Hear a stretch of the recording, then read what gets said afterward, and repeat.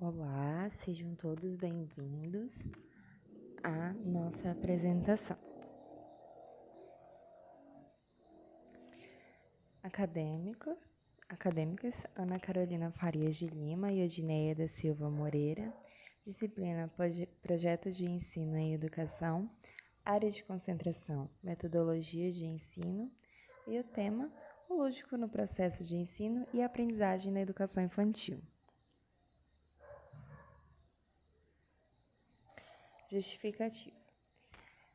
A temática foi escolhida baseada na área de concentração de metodologias de ensino, visto que o professor, como um constante pesquisador, ele deve sempre estar disposto a se qualificar e adaptar a sua forma de ensinar, com o objetivo de oferecer aos seus alunos métodos de aprendizagem que sejam surpreendentes e tornem o dia a dia escolar ainda mais interessante e capaz de promover o desenvolvimento das esferas cognitivas, afetivas e sociais, fazendo da brincadeira mais do que uma atividade de caráter ocupacional ou de lazer.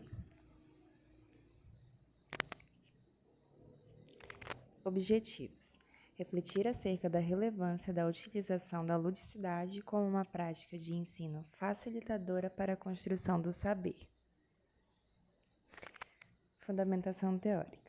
Bem, para compreender a educação infantil, é necessário se desfazer da ideia de que essa fase se resume apenas ao cuidado e entender que, apesar de ser essencial, ele não é o único objetivo dessa fase da vida escolar, que, por ser o primeiro contato que a criança estabelece com o espaço da escola, ele deve ser convidativo e acolhedor, visto que essa nova experiência ela gera um impacto na criança, que antes ela tinha sua vivência voltada para sua casa e para sua família. Dessa forma, então, em vez de enfileirá-los de frente para um quadro branco, como normalmente a gente vê em outras fases da educação, como nos anos iniciais do ensino fundamental e assim por diante, busca-se priorizar o exercício de diferentes atividades, de disposições de mesas e cadeiras em círculos, com o objetivo de estimular de forma lúdica a capacidade de cada criança. Segundo a Guiara Guisso, em 2020, o lúdico na educação infantil é visto como um importante instrumento pedagógico, constituindo uma potente ferramenta para o desenvolvimento da aprendizagem e para a promoção da expressão, da comunicação e da socialização.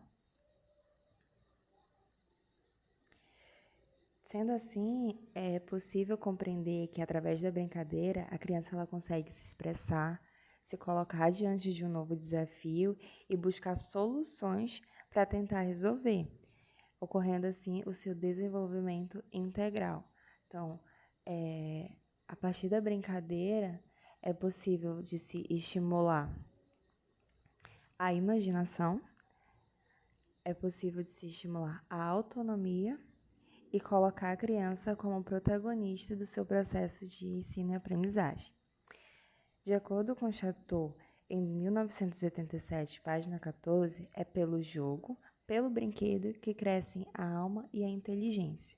Então, essa fala ela nos leva a refletir e enxergar o jogo não somente como uma atividade de divertimento e de recreação.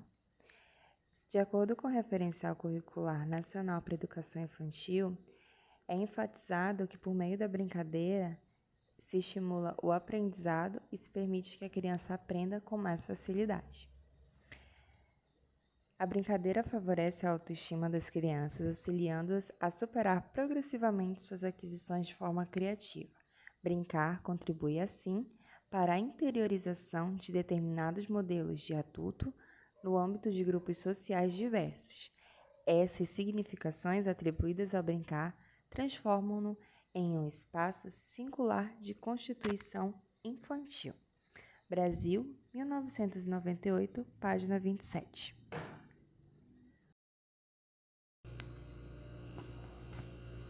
Bom, sou Odineia da Silva Moreira.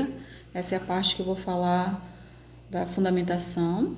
também, né, segunda parte, né, vou fazer a citação aqui de Piaget. O jogo é, portanto, sob as suas duas formas essenciais de exercício sociomotor e de simbolismo, uma assimilação real à atividade própria, fornecendo a esta o seu alimento necessário e transformando o real em função das necessidades múltiplas do eu. Por isso, os métodos ativos de educação das crianças exigem todos que se forneça às crianças um material conveniente, a fim de que, jogando, elas cheguem a assimilar as realidades intelectuais, que sem isso permaneçam exteriores à inteligência infantil. Piaget, 1976, página 160.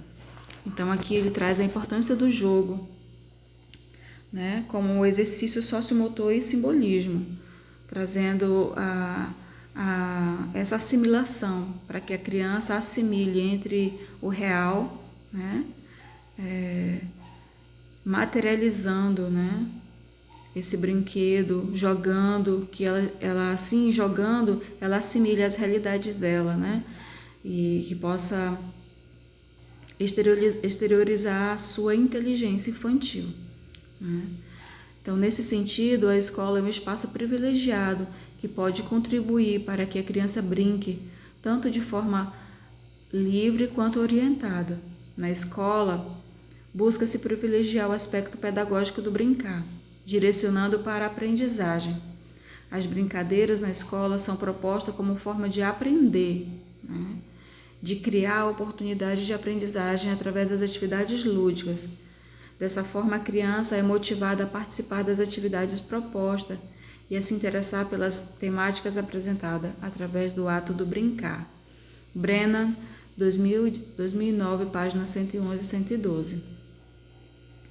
Mediante o exposto, fica nítido a importância do aprender brincando e que são diversas atividades que podem ser aplicadas em sala de aula.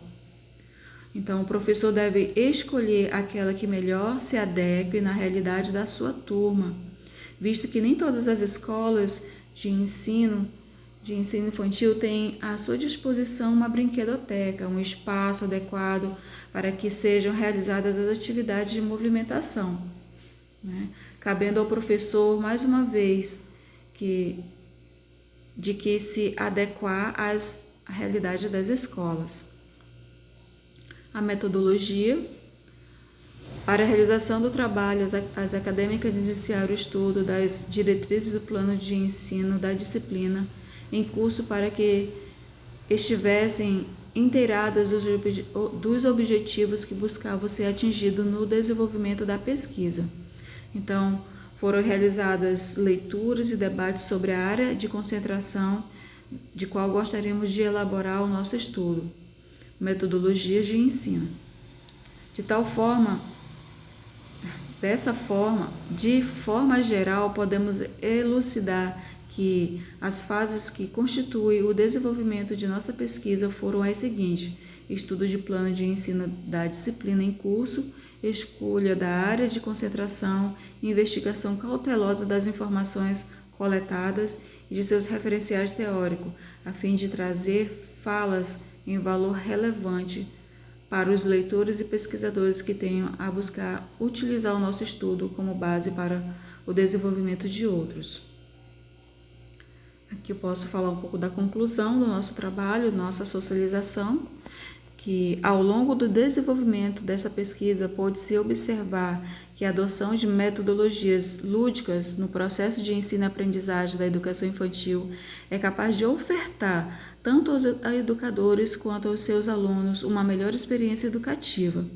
Por meio dessa abordagem, a vivência escolar se torna mais dinâmica, surpreendente, prazerosa, além de proporcionar uma melhor interação com a classe, estreitando os laços entre o professor e o estudante, que, tendo a brincadeira como um de seus agentes de instrução, se sente seguro e familiarizado com o ambiente e partilha suas ideias e suas dificuldades. A partir da adoção de uma abordagem mais lúdica em sala de aula, a criança se torna um ser ativo na produção do seu aprendizado e não mais um replicador das informações repassadas pelo regente da classe, o que torna a compreensão dos conteúdos melhor, e tudo isso por meio das experimentação de jogos e brincadeiras, que também são agentes de instrução capazes, tanto direcionados quando direcionados a um objetivo específico, tendo em vista que estes devem respeitar as faixas etárias e dificuldades de cada um.